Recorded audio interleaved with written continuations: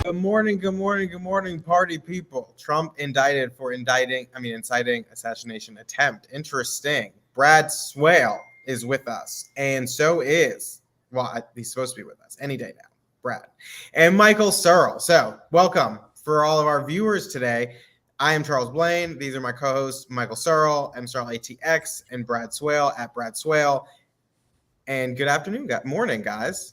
What did you miss something? Good morning and good night. Did I miss something? Charles, did you miss something? I don't think so. You were nothing? Okay, that's fine. We'll keep going. Let's go. Let's go, Charles. You're the host. Let's go. Today, Brad's Wi-Fi service is clearly messed up, but we will get through this without much incident. I reset my router just now. I did all that I could do. I don't know why it's showing up clear on my end. Why isn't that showing up clear on y'all's end? Maybe Houston ClearPoint Energy and whatever that other one is, the cyberware that happened. Maybe that's what's going on. CrowdStrike, Centerpoint. Must be ClearPoint. Yes. ClearPoint Energy. Today's Y2K day for those who don't know. Y2K. And we're going to get into that. Actually, we're not going to talk about that right now. I'll talk about it a little bit later. But we've got a fun show. We're going to be talking about a number of different things. As always, when I'm the host, we talk a little bit less about politics and a little more about personal. So we're going to be diving in deep today. I mean, really not that deep, but we're going to have a good time. So we're going to go right ahead and start up and just start in our conversation. We will start with politics, of course, though, because this is naturally a more politically leaning show. And there have been a lot of news this week. So as we know, last Sunday, which was technically this week, President Biden dropped out of the presidential race, although he did not resign. And shortly thereafter, Kamala Harris became the presumptive nominee. The endorsements came rolling in. She's here in Houston yesterday. Everybody's screaming at the top of their lungs, Kamala, Kamala. And here we are. So curious to know what you guys thought of the speech, if you watched it, and of what you think, just generally speaking, what's going to happen moving forward. Democrat DNC is coming up. Is she going to be the nominee? Is she not going to be the nominee? Is she considered the nominee now, technically, since no one else is announced? What are your general thoughts? Yeah, barring some. Before we begin, I know because it's going to get really annoying for everybody, especially all my adoring fans. Let me go check my Wi-Fi mesh. All right, I'll be right back. Y'all continue, but it's going to be a big gretch. All right, it's going to be a big gretch. See, I love how Brad went at the start of this. He was like, "You guys aren't ready. You guys aren't ready." Well, look who's not ready. Maybe he tested his Wi-Fi earlier. But. Yeah. Do I have the power to mute him now? Yes. I do. That's great news. Yeah, it's barring something catastrophic, it's going to be Kamala on the ticket, at the top of the ticket. And I was kind of waiting to see what the Obamas did, and they finally came out this morning and endorsed her in that. Because they were it was conspicuously weird that they were kind of the only ones at the top of Democratic leadership that hadn't endorsed her, and President Obama had advocated for a process. So, yeah. But they're on board now, and she's the candidate, I think, and it completely reset the race. We're essentially tied right now. I think so. Yeah, I mean, she's gonna get some early bump. Just from excitement, and then her vice presidential pick will also generate some excitement. But the race is essentially tied, and us politicos who follow kind of know Kamala's gaffes and all this stuff, but I don't think they should underestimate her. Go ahead. Sorry. Oh, I was going to say the energy. Just one last point. And the energy is real, because I've had two people who are close to me. They're part of my family, extended family. They never talk to me about politics, kind of because they know where I'm at, but they're fired up about Kamala. Really? Yeah. Interesting. Which is just an anecdotal example that there is energy, and what people aren't talking about is like, are people switching from Trump to Kamala? No, but the turnout. It's all about turnout. And if she's energizing people who are previously not energized, that could have a huge impact on the electoral map. Well, and I agree. And I think the thing that people, I see a lot of Republicans being like, oh, who would like her? Oh, this, that, the other. And I think they're making the same miscalculation. Sorry, I'm looking away from my screen. So I'm pulling something up so we can watch it. I think they're making the same miscalculation that a lot of Democrats make about President Trump, which is that they feel as though everyone hates him as much as they hate him. When the general public, they may have their disagreements or dislikes, but they don't hate him to the extent that they do. And I think same thing goes for Kamala, where Republicans do really dislike her. And actually, a lot of Democrats do dislike her too. But the general public, I don't think, has the same level of dislike that those who are involved in politics do, especially given, this thing that we can watch right now. I've been thinking that we really all need a tremendous hug in the world right now. Yeah. But in our country, we need you to be Kamala of the country.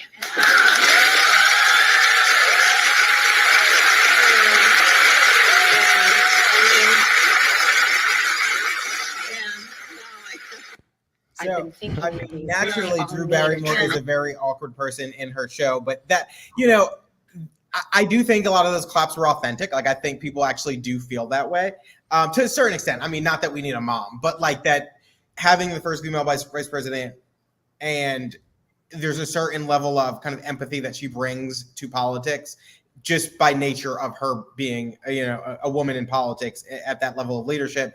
And so I do think some people feel that way. I don't know that I would go as far as to say I think the race is tied. I still think that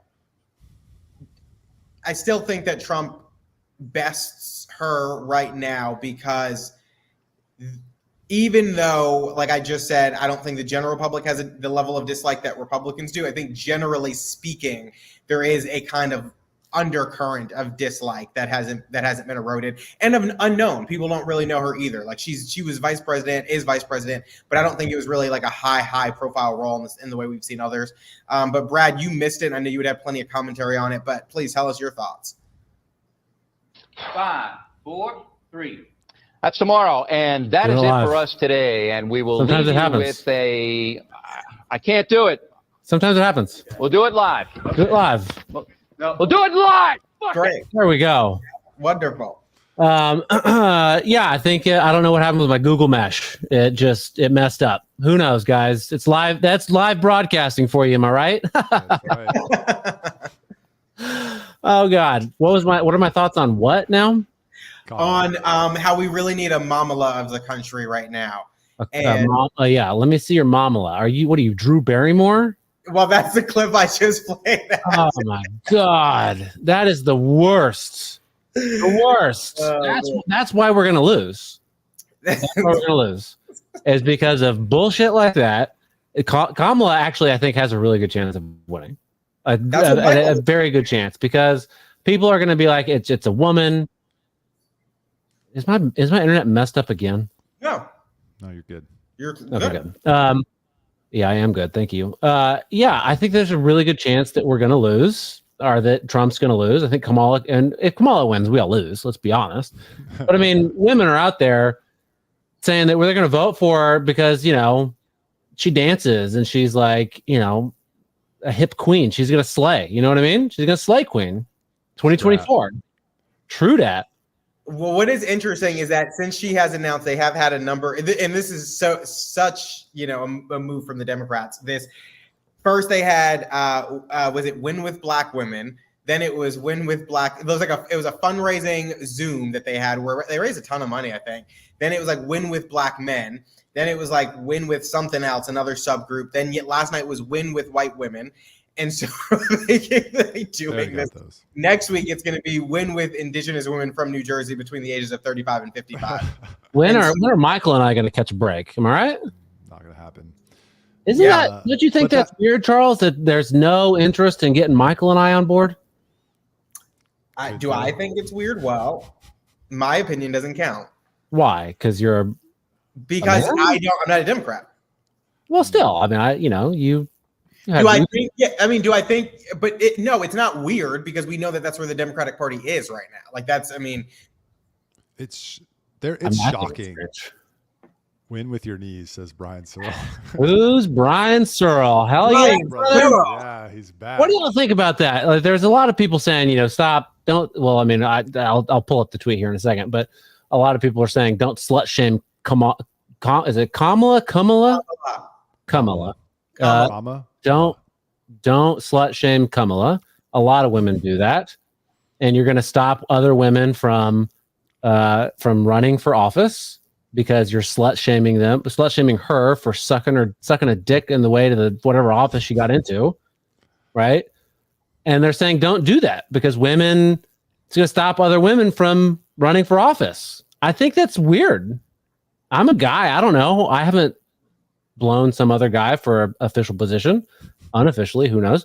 But that's weird, right? Charles, what are you rubbing your head for? I'm the host. I'm just overseeing the conversation.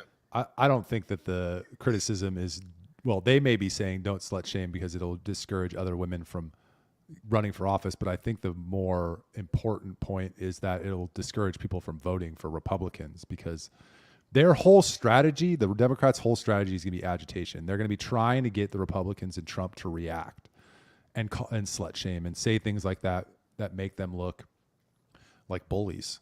And if you keep biting, this election is going to be won at the margins. It's 7 states. It's a couple 100,000 voters we're talking about that are going to decide this election. And many of them don't want to see anybody be slut shamed. Well, right. And I think when you talk about those 7 states, and I think, what is it, like 19 counties or something, like, I don't know, something like that. When you talk about those people are not, they're not the one side political people. These are people who don't want to hear that crap. So yeah, I do think that those are the ones you're trying to convince. And so you want to actually convince them rather than just call people names. Erin Zwiener, she represents what? Texas District 45, Hays County, right? Yeah, I don't know where that is. He says, it's in Texas. I've had many conversations with women who are considering running for office. One of the biggest things holding them back is fear that they'll be slut shamed. That's not true. That's not why women are not running. That's not happening. I mean, not the majority of them, at least. So if you're slut shaming Kamala today, no, that hurts other girls and women who might run someday more than her. Who might run someday more than her. It hurts her more. Okay. And then she follows up, if you've doubted sexism in politics, check out the comments. Y'all, double standards are alive and well.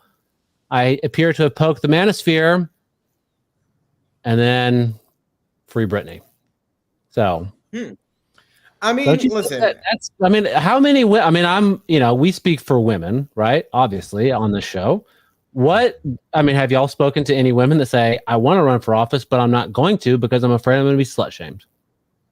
No. I probably have not heard that explicitly. I guess I really haven't heard that in general. I hear more than that. What I hear is from people of a certain age, which is probably our age and younger, that they're not going to run for office because of all the stuff that they might have on social media. And that then might be used against them. And so inherent in that is slut shaming, but it's a bunch of other things as well, not just slut shaming. So I think it's a part of it. Do I think that's why most people won't do it? But, yeah. I don't think it. I think it's Erin Zwiener saying something ridiculous. I mean, Hillary Clinton ran and was not being slut shamed. Women run all the time for office. They're not slut shamed. In this case, we have a woman who happened to get to a spot based on a relationship she had with somebody higher up. So, yeah. What about that one? Do people go after Tulsi Gabbard because of that, or Nikki Haley, or any of these women who run? It's Kamala because of her past, but to get back to my point, it's a bad strategy to win. Which is the point Brian's making, I think, which is go after her record as a prosecutor, which is fair game and absolutely true. And her progressive record as a senator, fair game, absolutely true. And the fact that she's a part of this current administration, like, those should be enough to make someone vote against her. I don't know anybody who's like, I'm going to go out and vote for Trump because Kamala was promiscuous. Like, I don't, that's not going to change many people's minds. I think the 3 things Brian just mentioned are more likely to change folks' minds than anything else. What about Susanna Gibson, when the GOP discovered her Chatterbait channel? I don't even know who Susanna Gibson is. She was a rookie Democrat candidate vying for a vital seat in the Virginia House of Delegates, and she bared it all on Chatterbaits with her husband, and it was a big scandal last year. And the GOP slut shamed her, and she lost. Well, do we know that that's why she lost? Huh? Do we know that's why she lost? I mean, it's part of the reason she lost, but it's a sex tape that's online. It's a very different situation than I don't. During here. Plus, it's the exception to the rule. You found 2 examples. Okay, so moving on from this conversation because Brad doesn't even think. Moving on from this conversation because Brad doesn't even think that Kamala is going to be the nominee. So who do you think the nominee will be? Sorry, what? Who do you think the nominee will be? Didn't you say in our text the other day that you didn't think she was going to be the nominee? I mean, was this before it's before they said that she's going to be the nominee? Sorry, it was Michael. I thought it was you. Sorry. Calm down. It was me. I was wrong. I'm moving on from that. Oh, so now you. Oh, okay. Now the question you collected? is. No, he's ignoring me. But not really. I tweeted at Adam Lowy on the day Biden dropped out on Twitter. That was all I tweeted. He did not respond, although he knows why I was tweeting it. But I will collect. The question is, who's she going to pick for VP? I know I said Wes Moore, but that was because Charles bet Shapiro. I think she goes for Shapiro to lock down Pennsylvania, and then they have to fight for Michigan, Wisconsin, which I think they'll probably win, and then they have to gain Arizona, Nevada, or Georgia. That's what I think. I think it's Big Gretchen. Big Gretch. Big Gretch Whitmer. It's her time to shine. I mean, she's all over it. Charles, you want to pull up that video? Sure. Oh my God, I can't wait. Big Gretch. Big Gretch from the MI. 5 Mile. I think that she stands a pretty good chance of getting this. 8 Mile. Sorry, not 5 Mile. Oh my God. Big Gretch. Hey, it's Big Gretch here with a message for Gen Z. So if you're not Gen Z, keep scrolling. Okay, now that it's us, I want to hear from you. We're launching Vote Like Hell, a contest to support Vice President Kamala Harris and Democrats up and down the ticket in Michigan. Just make a short video telling us why you're fired up to vote blue this fall and why you're passionate about electing candidates who will protect our reproductive freedom, who will take action on gun violence. I mean, she sounds like a movie mom that is really cool and lets all the high school kids drink at her house and buys them booze, right? Doesn't she sound like that? A little bit.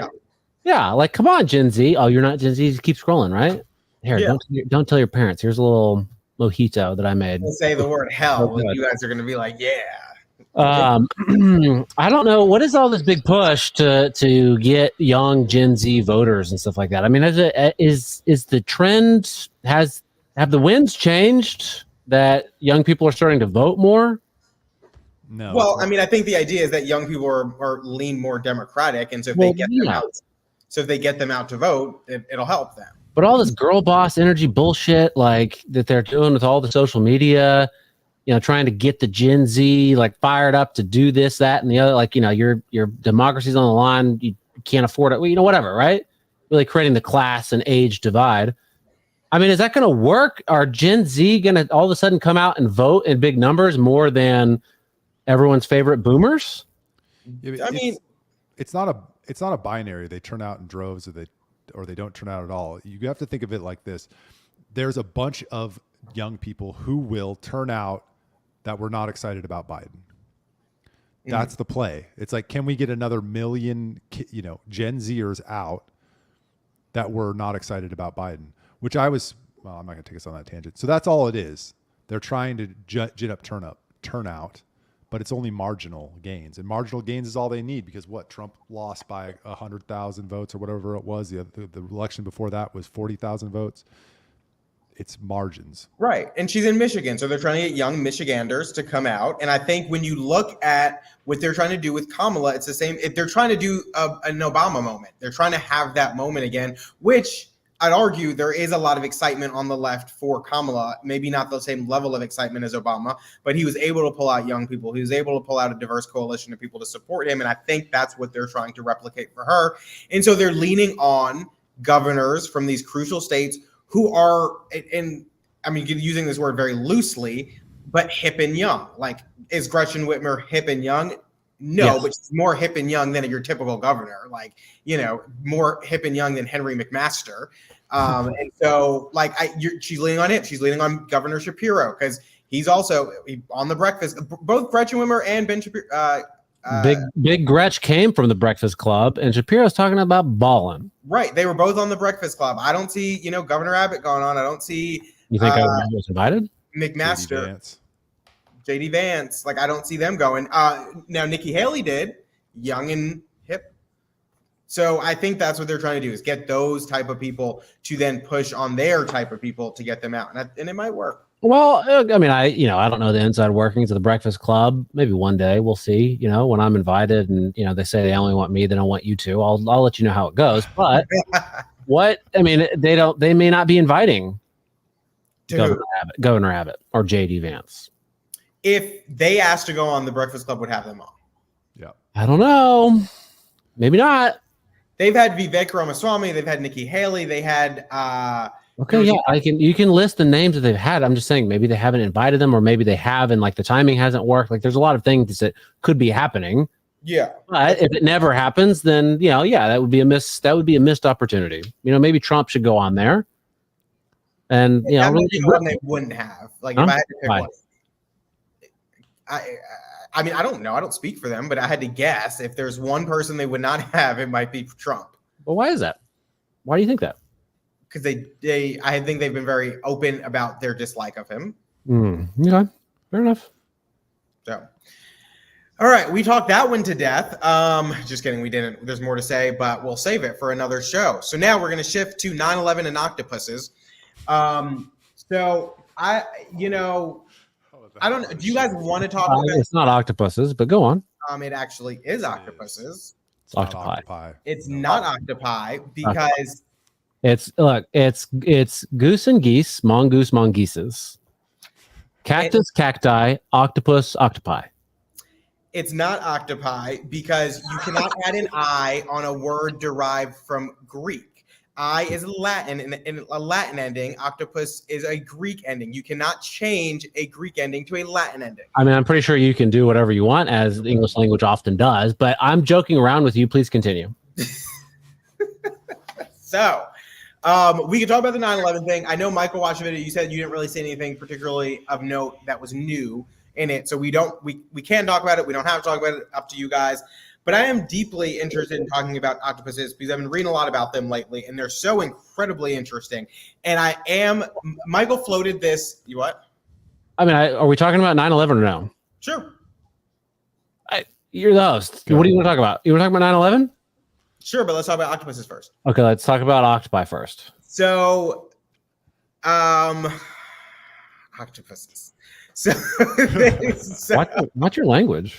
So, what's interesting is Michael floated this theory, I think probably at the start of this show, maybe episode 1 or 2, about octopuses possibly being aliens. And I was like, hey, that sounds kind of crazy. But since then, I've kind of been radicalized a little bit. And so I was doing some reading, and I just became so fascinated with them in the past month. I mean, so it started with this book. I got this book, Other Minds, The Octopus, the Sea, and the Deep Origins of Consciousness. And so this one explores the deep origins of consciousness among octopuses. And it's remarkable how intelligent these things are. I mean, remarkable. So then I was like, well, fascinating. I need more. So then I got The Soul of an Octopus. And I read this book, and it's a surprising exploration into the wonders of consciousness about octopuses. And so, I mean, I just think people downplay this animal so much, quite frankly. Some of the facts that I pulled up about their oh dang, did I delete it? I might have deleted it by accident. Oh yeah, no, I didn't. They're right here. So they are the only invertebrates that know how to use tools, actual tools. And they go and they will get tools, whether they're clamshells or sticks or other things, and use them for their purpose. They also learned how to use weapons. They will rip off the tentacles of man-o'-war jellyfish and carry them around and use them to stun prey. That's if they don't use their own venom in some species to stun prey. They will also collaborate with other species for different reasons to advance whatever purpose they have. And they remember certain species of fish that have done them wrong and will randomly punch them with a tentacle if they get too close. I mean, these things, they're mind blowing what they're able to do. They said they even will carry around like a shell of an animal, whether that's like a conch shell or something, and use it in different instances when it needs to hide. These things are just mind blowing, truly mind blowing. They also predict like World Cup and FIFA. Olympics. Yes. Yeah. What? Yeah. Yeah. They predict FIFA outcomes. Yes. Michael, Tell me. Go ahead, Charles. I was going to say one guessed 14, I think, of the 16 FIFA championship winners. Yes. No, he determined, like Punxsutawney Phil. He decided. No. Decided, like Punxsutawney Phil. Yes. Yes. God. Ugh. So I just find them to be such interesting animals, and I don't know that they're necessarily animals anymore. Well, what would they be if not animals? Aliens. They could still be. I mean, are aliens not animals? No. Why? Because animals are animals. And aliens are not. I don't know. I don't quite understand the logic. I'm saying they certainly could be something else, but I still think that they would be considered animals if they're living, breathing, organic things, right? Like animals. Unless, are they silicon based? Are they robots? No, they're meat. Whatever. So I did what any good person who doesn't know anything about the subject would do, and I typed in to Google, "Are octopuses aliens?" ? And you know what the AI generated for me? What? So it said, no, they're not. They're actually mollusks with deep evolutionary history with humans. And then they point out all the traits that we have in common with octopuses. We share 879 genes with octopuses. We are one of a couple species that have really large brains. We have eyes with irises, retina, and a lens. And then we have a circulatory system. So we share those things in common. 879 genes doesn't sound like that many. It's a number. I know. I'm saying like I think we share genes with like bananas too. I'm trying to think I'm wondering in the scheme of things, like how many is that a lot compared to other things? Maybe that information is relative. If it's not, that's fine. But the interesting thing to me was that Google AI was trying to convince me that octopuses are not aliens, but that just told me they are, because if they are a common, what do you call it? Not ancestor, but a common, they're like a brother species to us. We are half alien, so they are alien as well. Are they a brother species? Are we have alien? Are we Mormon? Brian Searle makes a good point that AI told him Jimmy Carter died the other day, and it also told me that too when I Googled it. You can't trust that AI. Did Jimmy Carter die? Yeah. No, he didn't. Did he die? Yeah. No. Okay. Well, I mean, I don't know. Sometimes people die around 2 days ago or 3 days ago. Yeah, I mean, it's incredibly interesting. I mean, these animals are just mind-blowing. You can't really keep them in a tank. They will die in a year. Apparently, everything I've read, because I've been trying to get one now. So I don't know. I mean, I'll let you guys know after I keep studying them a bit. But I think I'm heading down that rabbit hole. Don't you live in an apartment? And don't you think it's responsible to have an octopus in an apartment? Sure. Did he say he was getting an octopus? He said that he was thinking about it. Anyway, so shifting. What do you feed an octopus? Huh? What do you feed an octopus? They eat fish, they eat mollusks. They will crack open a clamshell and pull out the clam and eat it. Yes, you yeah, should have picked a different animal. Hell yeah, brother. Yeah, that's my brother. Those octopuses are my brother. What's up? All right. Shifting. This is not a potpourri, but this is. I don't understand how octopuses aren't potpourri, but fine. Do they smell like potpourri? Do they smell like fish? Go on. What are we currently listening to and reading? Curious what you guys are listening to and reading. What's on your playlist and your reading list? I know Michael's got an extensive reading list. So, what the fuck does that mean? Michael reads like all the time. What the fuck does that mean? I probably read the least of the group. You're probably middle, and I think Michael's try it. You good try it to save. Currently I'm not. Brad, calm down. Currently, Michael's got a lot of reading on his plate. Brad's a fucking idiot. Oh my god. That's not what I was saying. He needs Mamala right now. He needs Brad. a hug. We need a Mamala of the country. Yeah. We do. We do. I mean, she's pretty thick. Well, what are you reading? I'm gonna defy the expectations. I'm not reading anything right now, and I'm gonna pull out the excuse that I plan to use many times here in the future. I have a 13-day-old baby, so reading time ain't happening. Well, what are you reading to your baby? Baby books. I have I'll pull up my Amazon, what I got in my cart that I want to buy. That's that I haven't yet. Enough Already, Scott Horton. Where Men Win Glory, The Odyssey of Pat Tillman.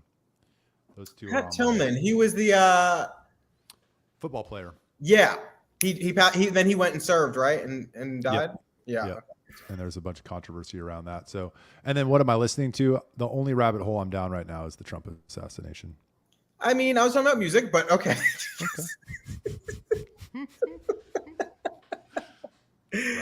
Brad. I don't. I mean, I've got. I think I've said this before. I have a tendency to buy a lot of books and then get overwhelmed by which one I should be reading at the moment. But I'm almost done with the Last Kingdom series, right?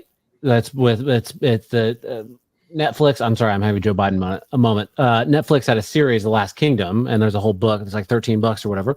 I think I'm on book 10, but it's a very good series about medieval Saxon England and the invasion of the Danes and all that stuff. It's very interesting, right? Very fun. It's like a novel or? Yeah, it's a series, 13. Yeah, it's a novel. But I started listening to J.D. Vance's autobiography, Hillbilly Eulogy. I haven't gotten to the part where he fucks a couch, but I hear that's in there. So that's kind of exciting. And then after that, what am I listening to? We've talked about this again, and like I don't really listen to music, so I don't know how to answer that. I just listen to podcasts mostly. If I have to listen to something, I listen to like kids' music. What? I don't know any human being who does not listen to music. I don't listen to. I mean, I will turn on if I'm listening to music. It's because I'm listening to classical music. Okay, so here's the thing with music. Do you not go through periods of listening to like the same artist or the same kind of type of like music and for a period of time?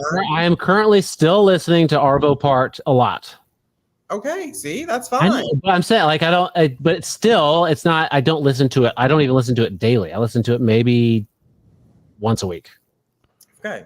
Maybe. Okay. But it's certainly not Ice Spice, and that's a shame. All right. It is a shame because she's so bad. I think you're wrong because all right. The thing with Ice Spice is she doesn't make music that is intended. Doesn't make music. You can stop there. She does make music that is intended to be like, I don't know, incredibly deep or thoughtful. It's like party music. So it's like it's not meant. She doesn't make music for white men named Brad. So Ice Spice does have a new album out called Y2K. I've listened to it 3 times today because the problem is 3 times today. Yeah, because it just came out at midnight. The problem is, and I mean, every time a new album comes out, I try to listen to it because I like music. I enjoy music. And so I want to hear what everybody's listening to. I want to hear what's out. But the problem is with this album is I think it's a big problem that a lot of newer artists, younger artists have, which is that they do not make full albums. This album is 23 minutes long. It is a shame. It is a travesty. They don't make full albums, and I don't think they make full albums because people don't listen to full albums. They don't start at track 1 and go to track 10. They just bounce around and listen to singles, and they look for the next hot single. And so it's disappointing. It's a fun album. I don't think after today I'll probably listen to it again. There's really no meaning to any of the songs, and it's 23 minutes long for an album. Charles, what happened to the days when they used to tell stories on the album? You know what I mean? Like Slick Rick.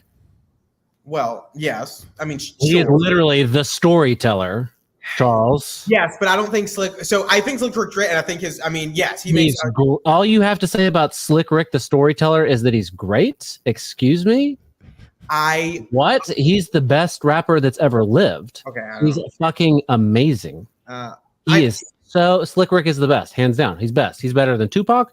He's better than Kanye. Better than Drake. Better than Biggie. Better than them all. Oh boy. I'm going to disagree on that one, but I'll let you have it. They don't tell stories anymore, and that is the frustrating part. And if they do tell stories, they don't tell stories from start to finish. Like albums used to take you on a journey. They had their pits and they had their highs. And anyway, we don't do that anymore. But Abe Parker, he is an artist that I really enjoy. Came out with a new kind of unplugged album, 6 songs, short, not a full LP, but it's an EP, just an extended play, pretty good. I liked it. I listened to that a couple times.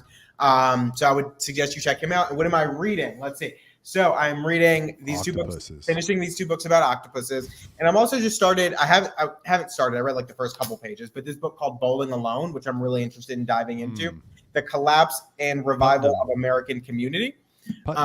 So right? really interested in diving into that. And yes, Brian, so our albums are done for. These are the days of singles, and it is a shame, a travesty to music that we are in this place. But Bowling Alone is Putnam, right?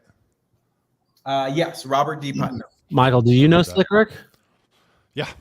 Okay. I mean, I don't know. For those that don't know Slick Rick, the song that you should start with is Adults Only. It's the best song probably ever written. It's amazing. And Charles and Michael, if y'all haven't listened to it in a long time, it's worth playing on repeat about 1,000 times.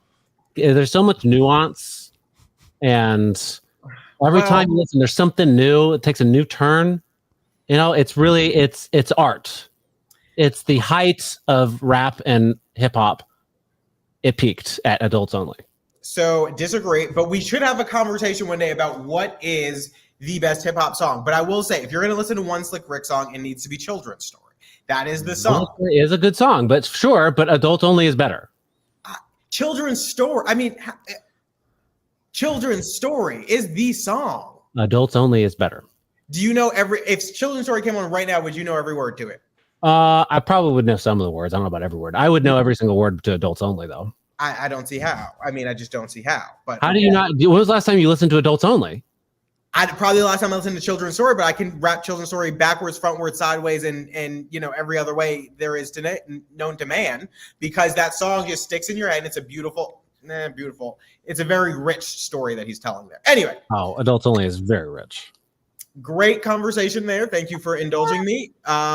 Let's shift to the battle of the big 3. So for those who are unaware, Lieutenant Governor Dan Patrick came out with a letter yesterday, or a tweet, attacking the Speaker of the Texas House, Speaker Dade Phelan, for not World Trade Center 7. Is that an album, Brian? That's a building that fell on 9/11, but was not hit by a plane. Oh, so I was told. I don't know what they kept in there. They kept in World Trade Center 7? Yeah. Just some simple documents, nothing important. It is now. Oh, it is an album.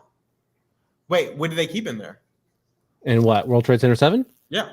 Wasn't it all like was it the Enron documents or something, Michael? I don't remember. Something like that. I was lying. He definitely remembers because he has a notebook full of details right next to him. I went down the 9/11 conspiracy a long time ago. It's been crowded out with other stuff. Fair. So the battle of the big 3. So there's this back and forth between the lieutenant governor and the speaker, because lieutenant governor and the governor released a letter that usually the speaker signs on to, I guess, laying out their priorities for the next session to the administration. To the departments and things like that. One of the priorities, obviously, is school choice, because it has dominated the conversation for probably the past 2 years. And the speaker did not sign on to it. And then finally, he released his own letter right after the lieutenant governor and the governor released theirs. And it did not include school choice, which was kind of an admission by omission that school choice is not a priority. Or is that? I mean, or did he just not want to put that in his letter? What do you think, Michael? Well, first I read both the letters. It wasn't the only thing he left out, but I don't think it was an accident. A second thing that was listed in the other letter was subsidies for energy generation. So he left that off too. But I think he's kind of digging. He's kind of forcing the situation where he's gonna have to rely on the entire Democratic caucus to get the speakership, and that may be more important to him. And one of the things that he's going to have to do is not push school choice very hard. I just don't see how that works in the long run for him. I can't imagine that even like his most close lieutenants or most loyal lieutenants are going to stick with him if he creates a Strauss-like scenario. So if I had to guess today, this is just, again, inertia, and I don't think he's going to be the speaker. And this is just another example of that. Brad, I want to kind of go to you, but I want to ask it slightly differently because obviously they've made school choice. Is this like a little dig again, like Michael? No, if you let me get to the question, you'll understand. Obviously, Lieutenant Governor and Governor made school choice a big issue. In the primary, it was a big issue. The speaker has, I don't know if you want to say avoided the issue, whatever, however you want to frame it, seemingly arguing that it is not the biggest issue among Texans. And so as a father who has children, school-age children, I'm curious kind of where you fall on that issue, not whether you support school choice or not, but is it that big of a deal to you? Is it something that like guides your, do you care? Are you more in favor of Lieutenant Governor and Governor because they're pushing it? Do you dislike the speaker for not pushing it? Like, is that something that's driving any interest? And not just for you, but, among your other parental friends. Parental friends. Parental of school age, because Michael is a parent, but. Yeah. There's a lot of questions sort of asked similarly and differently in there. So I'm going to try my best to answer this and hopefully it satisfies your curiosity. So first off, is it important to me personally? Not, in my personal life, it wouldn't make a lot of difference, probably because I don't know that we would switch schools if we got a stipend to send the kids to a different school. Maybe we would, maybe we wouldn't. We happen to be very close to, like, very, very, very, like, right across the street from a very good elementary school. We would probably use it for middle school or high school is more likely. Our middle son is very special needs, and the special needs program at our elementary school is really good. And special needs to the point where he was turned down from the special needs private school in Austin when he was younger. Like, he was just too special needs. So, like, I don't know. There's a chance that we'd use it for him. But again, the convenience and the fact that it is a good school, we would probably use it. Now, if I could manage to rearrange my life to homeschool them, then I would probably do it, and that would be a lot more important to me. But that's just not in the cards right now. But that doesn't mean that. But that's just speaking to me personally. I still think it's a huge deal and should be passed. And because I know the pitfalls that many families are facing. There was, if we didn't happen to live in the house we live in now, our special needs son would be up Schitt's Creek and getting, totally screwed by the system because he wouldn't be in a good special needs program. And you might, maybe the other way I was going to say it too. Who knows? But it is public school after all. So I do. But you also asked, do the governor and lieutenant governor, do I like them more? I can't remember exactly how you said. No, I guess I was saying, like, because part of this is a battle for kind of the. I don't know that it's the most important thing for Texans. Is another thing you said, and right. Yes, it's very important, but like, Texans can't afford groceries, right? They would, like, there's bigger things, and that's not necessarily. I'm not saying that's Texas's fault, or Texas can do a whole lot about it unless they adopt Bitcoin. Am I right, Michael? Hell but yeah. They can't. There's, like, I think that's probably a bigger deal to Texans. Is like, hey, I'm having a hard time affording HEB and putting food on my kid's table. Like, they need to eat before they get, calculus in 8th grade. Well, what's interesting, I think you just said something that I heard from a lot of anti-school choice folks, and I'm not saying you're anti-school, but what I've heard from them about school choice is that with public school, they don't have a right to reject kids, and with private school, they do. And so by putting, kind of the impetus there that their kid might not get, like, this school might reject their kid for one or many reasons. And it's like, so, and I've heard that a lot from folks. So that's really interesting. So, my general question, which you answered in a number of different ways, was, is this fight important to you? Like, they're going back and forth, back and forth, back and forth over it. Does it change your perspective on anything, or is it just of course it's important. And if two candidates were identical except for on the school choice point, I would choose school choice. If they were, I don't know, they could be even slightly different, but school choice would certainly tip the balance heavily towards that candidate. But on the point of, like, the anti-school choice people saying, well, private schools can reject anybody for whatever reason. Okay. I don't really, if private schools want to reject my son because he's too special needs, that doesn't mean that everyone else's children have to be stuck in a failing private school. Sure, I agree. I think that's a shitty argument to make. And except for when it comes to Michael and I, if my son can't go to a private school, then his son can't either. It's a competition. So, I mean, that's how I feel about that. But, I also don't know, is it going to happen this session? I mean, it seems like it is. Well, at this rate, I don't know. Yeah, I mean, but the governor spent... It seems like the ball is actually rolling this time, but it also seems like there's some pretty fucking big speed bumps that just happen to pop up out of nowhere every single time. Yeah. The governor spent $6 million in the primary, along with all the other money that was spent. There were, back in the 88th, 4th special session, there were 21 Republicans who voted for the Rainey Amendment, which killed school choice. 14 of them are gone.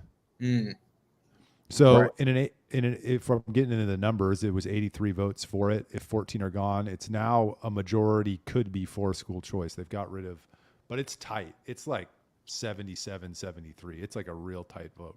But I mean, are there Democrat? I mean, all this Dan Patrick tweet that you sent us, Charles, that has they mentioned the Democrat chairs, right? Are they going to put up a fight and not let this happen? Not let school choice happen? I would certainly assume. Well, I think that was Michael's point before, is that the speaker not including school choice in the letter is kind of a bone to the Democrats, signaling that if they support him, stop it, to be reelected as speaker, he will not bring that forward. I don't know if that's true or not. But I can see it. I don't know if that's what he's thinking, but I can certainly see the argument there, and I think it makes sense, and that's what I believe as well, like Michael does. And so, yeah, I do think the Democrats would put up a fight for it. I mean, they have put up a fight for it. You're gonna have the superintendents and all these people putting up a fight. So yeah, I definitely think they will. And I don't know. And Brian, that's why you need to be driving a Prius or a Rivian. What? He said at least we don't have to deal with $6 gas, which is crazy. I mean, that's nuts. Don't drive a Prius, Brian. I don't know why Charles wants you to never have children, and don't drive a Rivian either, because I mean, if you're going to get a truck, get a real truck. Ugh. He's talking about $6 gas. I know, but you want to drive he might as well just be taking his own birth control. You're driving a Prius. Just get a blue one and call it birth control. I was partially kidding. Partially. He could get a Tesla. Okay, great. So that was a good conversation, fellas. Let's shift gears, because I think you actually made a really I'm sorry, I should remove the word actually. You made a very good point in that previous segment that kind of transitions us into the next one, Brad, which was when you said, do you think it's the most important issue facing Texans? No, they have $6 gas. There's all these other, no, Brian said $6 gas. You said HEB is expensive. We can't afford food. So curious, because there was an article I sent about, will the Texas miracle survive? And part of the Texas miracle has been the affordability that the state offers, not just in terms of food, but also in terms of housing and in terms of so many other areas and jobs and just like a whole host of things that feed into that. And so I guess I'm curious if you guys believe that that's going to survive with all of these other kind of ancillary fights. Is he saying he's the Texas miracle? Yes. Is that what? Yes, he is. So, do you think that it's going to survive? Do you think that I'm the only one of the three of us is actually born here, so you're welcome. Okay, but part of the Texas miracle, like we moved here, so we are of the Texas miracle. Like we came here for that reason, because of the miracle, and You're ruining it. You're ruining it. It wouldn't be a miracle had we not moved here. So yeah, but you're ruining it. So you're gonna turn us all into New Jersey. Ugh. That's fine. New Jersey's a great state, great food, great sights. Great food in New Jersey? What are you talking about? Are you kidding? Are you kidding me? Oh, no one thinks pizza, pasta, bagels, disco fries, and bagels. What? I can go to all gardens. Eggplant parm, gnocchi. The list goes on. Most of it's Italian, but you listed like 3 things that are at the supermarket and probably better. Michael, I'm gonna wager a gallon of gas that you guys get into a fight about land use here. Of course we will. I apologize, I didn't get through the full article. That's okay. I will use the previous excuse that I'm going to use every time as an excuse. Here's the tension that I can't see Texas figuring out. and why I don't think it's going to last. The major cities importing these woke politics is a real big problem because it's driving affordability crisis, crime, homelessness, all these things. And the tension with Texas being dominated by social conservatives who then go further right in response to those things creates this really weird scenario in the political sense that I don't think which puts both sides into their camps even stronger. Sorry, that I don't think they're going to resolve, and that's going to be the downfall of Texas. Going too far right and going too far left, because in response to each other. I agree, because I think part of the problem is it's like no one has any original ideas. Everybody's idea is just a response to what the other side's doing. And because of that, like I feel like we're losing the creativity and the ingenuity that created a really prosperous and great Texas. It's just like, oh, I hate what they're doing. I'm going to do the complete opposite to the farthest extreme that I can do, regardless of like the actual outcome of it. But as long as it gets me a headline and some retweets, I think I'm good with it. And as long as I can post a picture and be a conservative or liberal Twitter influencer, then I'm good. And I'd also like to add that for Brian Searle, that's probably the best episode of South Park that has ever been created, because they highlighted every state becoming New Jersey. Well, anyway, I don't know who Chalrez is, so I can't answer the question. But I think I do think that's the point. We don't have much creativity when it's very small type. It's hard to see. I don't think we have much creativity when it comes to policy, and people aren't looking for innovative solutions the way they used to the problems that we face. And it's just purely in response to the other side. It's so annoying. So I agree. I don't know how long it's going to last. I think it's good. I think it's kind of being eroded as it is, and I don't know how long we'll be able to. I mean, it's a little bit being eroded. We're still being prosperous. People are still moving here. Businesses are still moving here, but I just don't know how long that lasts. So my turn? Sure. Yeah. Well, thank you. I don't think it's going to last. This is not a new argument that people have been making. Texas Tribune had an article about it in 2020 because the Texas Miracle wasn't equitable enough. This was just right after George Floyd. Like, not enough people, like, it wasn't equally being or people weren't like being risen up all at the exact same amount, right? Yeah, right. Go to New York and tell me how that is. What did you just say on this show? Huh? What? I said, go on. No, I'm saying, and if you go other places, liberal bastions that they call successful, tell me how it works there. You're going to find a much wider disparity than you're like liberal bastions, like where? California. Go on. At Time Magazine had one in 2011. The post-recession, obviously everything was just sort of kind of down and out, but they're talking about, is the Texas Miracle real? And it was right after the Texas recession. But they did make a good point in that article, because they're talking about public employees, and some of the job gains that were experienced in that time were public employees in Texas. And I was like, well, how many public employees does Texas have? There's 350,000 full-time employees by the state of Texas. That includes universities, right? I don't know what the county numbers are, the municipal numbers are. I don't know how many people are retired and being supported by state pension funds, but that's a lot of fucking money that's been doled out to people. It's just a big jobs program, right? And the Texas Monthly recently, I think this was like just earlier this year, talked about how Oracle moving out of Austin was sort of a bellwether for how the Texas Miracle might be ending. But, so it's not a new argument, but I still think that it's not going to last forever. And for the reasons that you guys described, but I think the picture is bigger than Texas, right? Texans can have a great regulatory system and no income tax and all that other bullshit. But if Kamala Harris wins and, increases taxes on everybody and destroys the energy sector and inflates the dollar to hell, we're all fucked, and the Texas Miracle doesn't matter, right? Well, I think it does, though. No, it won't. I think it matters more so than ever in that point. We have $35 trillion in debt, and I think like 72% of all income taxes go to paying the interest on that debt. Like, it's not a sustainable system. Like Texas will collapse like everything else once the dollar collapses, unless of course we go to Bitcoin, right, Michael? I don't necessarily disagree. I do think that having a state that hardens itself from what happens at the federal level is what you need to be able to survive things like that. Are we going to be able to survive everything? No, but I think you can probably fare better than others. Sure. In instances like that. And we'll have 100 people will survive instead of like 3 in California. We did better. We did 97 people better.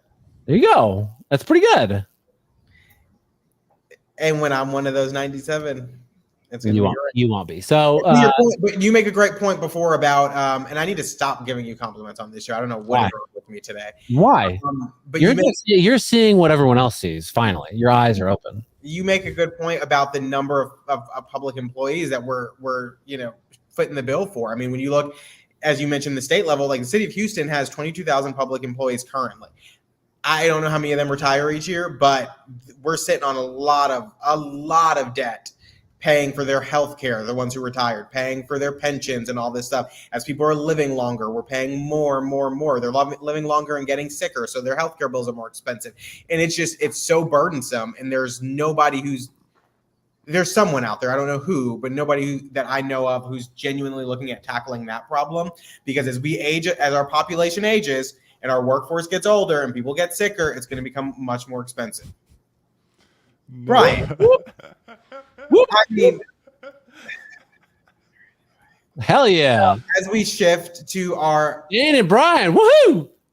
We're shifting. I mean, we should just end the show now, actually, at this point. But I do want to say also, because Michael predicted that we would get into land use policy, and I think that that's probably a part of this, right? Because with one of the things that this Financial Times article brought up was that the infrastructure is crumbling in Texas with all of this new population that's coming in, and how are we going to possibly support that, right?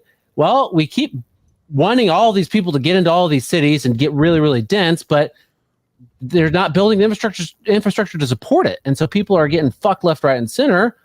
Guess what happens when people move in? They're getting bent over the barrel. Am I right, Charles? Guess what happens when they move in? They bring property tax revenue and sales tax revenue, which then what do they do with that revenue? What do they do with the revenue? Government doesn't use that revenue to pay for deferred maintenance. No. What do they do with the revenue? What do they do with the revenue? With your elected official that they don't use that money to build. Oh yeah, let me go vote. That works really well. Or go run up on them at City Hall and ask why they're not building more roads. It's not my fault. If people let me go talk to my city council people. They'll listen when I say build more roads. When people move in, that's more revenue for local governments and state. For them to waste on nothing. Okay, whose fault is it that they waste it? Whose fault is it there? Not mine. It's not my fault. You cannot place the blame on me for other people's actions. I'm not placing the blame on you, not at all. But I'm saying you're saying that I need to go vote. You need to say I need to go vote. I need to go talk to them. Both those things don't work. So I floated an idea to Governor Abbott's people. I was like, why don't you guys align your economic incentives around recruiting working class, like not low paying jobs, but good, like skilled labor jobs, rather than recruiting all these tech people here. Like no, like manufacturing. I'm joking. Yeah. One, it releases the pressure on the cities, so you guys don't have to fight about housing because you can place these things in rural areas. And two, it prevents the city or the state from going blue. I thought it was a great idea, but they want to recruit as part of their global recruitment program. They want to recruit all these big tech companies, which bring all these liberals here, and they all want to live in cities. So why don't we just incentivizing people? We shouldn't be giving out our incentives anyway. Use them for roads. You should tell. Hey, Charles, why don't you go vote for someone else and call them and tell them? Maybe they'll listen. Why are we giving businesses and or people money to move here? We have the Texas Miracle. We are a state that lures people in. We do not have to keep giving them money to move here. It is such a stupid thing that we do time and time and time again. And also, it's also stupid that you look at these visitors and convention bureaus and they pay Instagram influencers to go to festivals and be like, I love Texas. And they're getting like $5,000 per post to do that. Like, why are we living in stupid world? Well, because talk offline about the convention thing, because that's a thing that really grinds my gears. I have a stack like this of contracts that I got from the Houston, not Sports Authority, but the Convention Visitor Bureau, of contracts that they have with influencers to come here and talk about how cool the shoe festival is and to make 5 posts. It's like, We had a report by KXAN that they were just giving out Amex Black cards with cash on them to people that came into town, so they go spend money. Like, it's ridiculous. It's such a scam. And the convention industry only accounts for about 2% of tourism in Austin. Yet we have a 17-cent hotel tax, and we spend it all on a convention center. We're about to expand our convention center for $1.4 billion. It's a huge scam. I hate it, and we need to go after Scott Jocelyn at the ledge. Because then these Instagram influencers, so they'll post it, right? And then they'll give it 6 weeks, go hide the post once the check clears, and then make a post about Texas is trying to shut down people's reproductive rights. We need to go and, boycott Texas. Like, really? Anyway. Yeah. Sorry. We need a PIR Austin on this same question. I agree. That would be fun. So, potpourri, as we can end the show. And I think we've done almost like half potpourri, but go on. It's my show today. So, I was going to ask potpourri, what's one of your guys' personal goals? But then based on our conversation this morning, I kind of wanted to change it to steroids, yay or nay? No, what is wrong with you? That's such a dumb question. Don't do it. I don't know that you're thinking about it. I'm talking more generally to everybody. Don't, unless you have like a medical condition or you're transitioning, and then definitely don't do it. But don't take steroids. Why? What do you mean, why? I mean, do you want a small penis? Do you want your dick to shrink? First of all, this has nothing to do with me. But second of all, well, you asked why, and so I know I don't. You're just asking the general question, and I'm talking to the general audience, the royal you. Do you want a small penis? Do you want acne all over your body? Do you want your whole body? Do you want your face to age and your all of your body to grow, not just your muscles? Like, you can just like not be as strong, and that's okay. Like, you don't have to deadlift 500 pounds if you're at 400 pounds. You're fine. You're gonna live. You're not a professional. You're not getting paid to do this. Why do you care if you lift that extra 100 pounds for a 1 rep max for one time in your life, and then 10 years from now, like, you're never going to, like, you can tell your friends at the bar, oh, one time I deadlifted 500 pounds. Who gives a fuck? Well, your 1 rep max is something that you should be proud of. But 2, I do think that, so, I mean, sure. Who's doing the 1 rep max if you're taking steroids? You or the steroids? You. No. Steroid. Okay, you act like steroids is this panacea for muscle growth. You still have to put in the work. You still have to put in the work. You can take steroids and you will get stronger even if you don't exercise. Yes, you still should put in work to like, if you want to lift a whole lot of weight, yes, you need to put in the work. But you're not doing that. The steroids are doing that. Okay, but if you take steroids and sit on your ass every day, you're not changing. You're not getting stronger. You're not getting bigger. And also, to your point about the acne and stuff, sure, that comes from some steroids, but there are a wide variety of them. You have Tren, you have Deca, you have Anadrol, you have a bunch of different kinds. Are we still talking about the royal you? Yes. There are a lot of different kinds that have some different side effects, and some have limited side effects. And when you mix and do different things, or you go on and off cycle, there are different outcomes. And so it doesn't, all of those negative stereotypes that come with steroids are real in many senses, but they don't have to be as bad as they once were in like the 90s, where you would take steroids and go into a roid rage and punch a hole through a wall and your face would break out. I don't think anybody should take steroids unless they're like a professional bodybuilder and want to, but I'm going to make a straw man argument to Brad. Why eat beef? Huh? Why eat meat? I don't understand. Why am I eating food? Are you retarded? No, you can eat pasta or whatever. Like, part of your motive. My point is, Michael's making a great point. You eat beef or meat because it enhances muscle growth, correct? Yes. No, because it's healthy. And yes, as a part of the reason is that it's easier for me to gain strength, but it's not going to be an artificial amount. So where's the line? Would you take creatine supplements? Have you in the past? Yes. So what is the difference? There's a big difference between steroids, which is a hormone. You're messing with your hormonal system in a very artificial way. Yes. Right? And eating beef. He's not talking about what the difference is chemically. He's talking about what the difference purposely. Like if you're doing that for a reason. I'm not going to entertain such a retarded argument. First, he doesn't want to talk about calories because he's wrong. Now he doesn't want to talk about steroids because he's wrong. Creatine. Fine, Charles. Take steroids. I really don't think that anybody should take steroids. Michael makes a good point that if you're a bodybuilder and you're like, that's part of the fucking gig and that's what you sign up for, fine. But if that's not you, you should not be doing that. I agree. I don't necessarily agree, but none of us are taking steroids, so it doesn't matter. Thank you all for tuning in to this week's episode of the BCM Podcast. Brian, Searle, thanks for being a good sport and engaging with us the whole time, even though you had some nasty things to say about New Jersey. I will disregard those. Even though you had something positive to say about Brad, I will also disregard that, and we will make sure to edit it so that this won't be in the recording. But thank you for tuning in. I don't know where our buddy Dane was today. I hope he's doing all right. Dane, if you're listening, hope you're good. Hope we see you next week. Oh, we might be shifting our times to noon. If that makes it easier for people to tune in live, let us know. Noon Central. Just shift back 2 hours. So I don't know whatever time zone you're in. Yeah. Shift back 2 hours. We're talking about noon Central. So 2 hours. If that would be better, let us know. If you think that's terrible, let us know as well.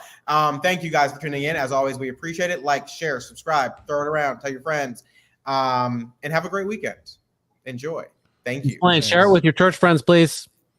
Yes, do that.